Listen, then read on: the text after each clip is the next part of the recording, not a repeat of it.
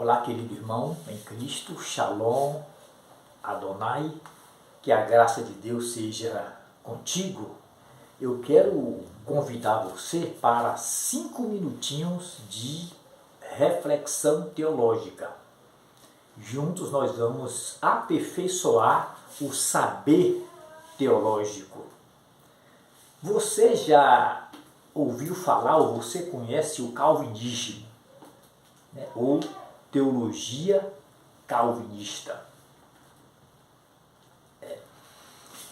Existe um desdobramento do calvinismo chamado lapsarianismo. Palavra um tanto que estranha, né? Esquisita. Né, Maurinho? Lapsarianismo. Olha, a palavra lapso no latim quer dizer queda.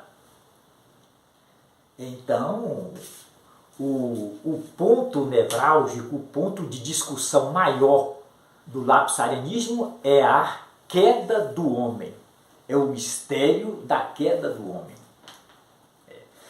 O lapsarianismo propõe a explicar a ordem lógica dos decretos de Deus.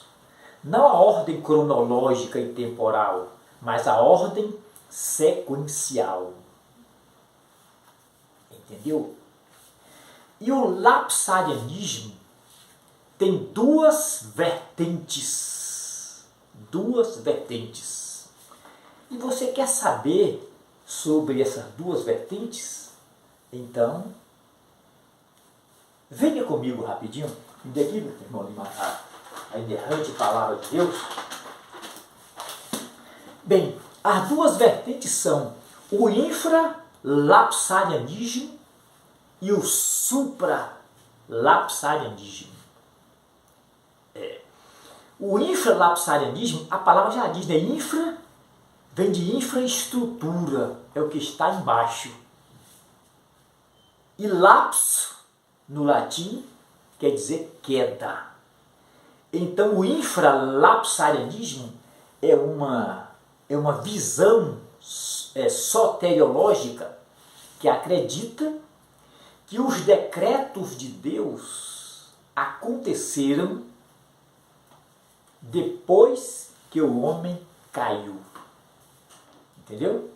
Os decretos de Deus aconteceram depois da queda do homem. Deus, pela sua presciência ou pelo seu pré-conhecimento, não é que ele anteviu, não é uma antevisão, mas ele sabia que o homem ia cair. Então a queda do homem, dentro dessa visão infralapsariana, não foi um decreto, foi a vontade permissiva de Deus. Deus permitiu que o homem caísse. E depois da queda do homem, Deus proveu um redentor. Ele decretou a redenção dos eleitos e decretou a reprovação dos não eleitos. Então esta é uma síntese do infralapsarianismo. Já o supralapsarianismo é uma visão distinta desta do infra. O supra, a palavra já diz, né? Supra vem de supra-sumo e lapsus quer dizer queda. Então, nessa visão supralapsariana, os decretos de Deus ocorreram antes da queda do homem. Antes da queda do homem. Deus contemplou o homem ainda não caído e decidiu salvar uns e outros não. Então ele decretou a redenção dos eleitos e a condenação dos não eleitos.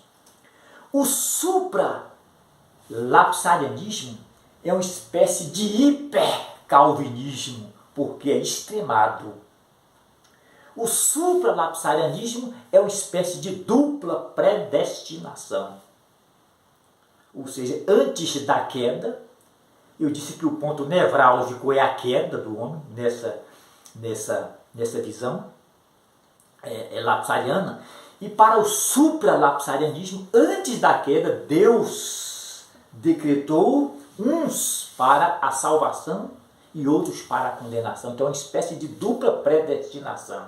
Uns predestinados para a salvação e outros predestinados para a condenação. Mas você observa que essa teologia lapsariana é um tanto que especulativa, porque ela tenta ir além das verdades reveladas. Através do saber filosófico, aí essa corrente de pensamento tenta penetrar na mente de Deus, tenta compreender a capacidade cognitiva de Deus. E Deus é um ser imperscrutável. Então, tentar penetrar na mente de Deus é tentar penetrar no impenetrável. Deus é um ser imperscrutável. Os pensamentos de Deus não são os pensamentos humanos. Agora, a Bíblia diz que a essência de Deus é o amor. Então vamos aqui desenvolver um raciocínio lógico, um silogismo. Se Deus é amor, obviamente a graça dele manifesta em Cristo abrange a todos os homens. Ele não pode ter grupos dos condenados e grupos dos salvos. Que aí seria um amor discriminatório, seria um amor excludente. Agora, o que Paulo diz? Vamos ver aqui. Porque essa teologia lapsariana é um tanto que extremada. Vamos ver o que Paulo diz aqui? Em 1 Timóteo, no capítulo 2, versículo 4, Paulo diz assim. Veja o que Paulo diz aqui, olha. Que todos os homens se salvem e venham ao conhecimento da verdade. Então observa aqui uma refutação ao lapsarianismo. Então, de acordo aqui Paulo, Deus deseja que todos os homens sejam salvos. Todos, indistintamente, independentemente de condição socioeconômica, de religião, de raça e de etnia. Entendeu? O amor de Deus abrange a todos os homens. Portanto, a graça de Deus em Cristo abrange também a todos os homens.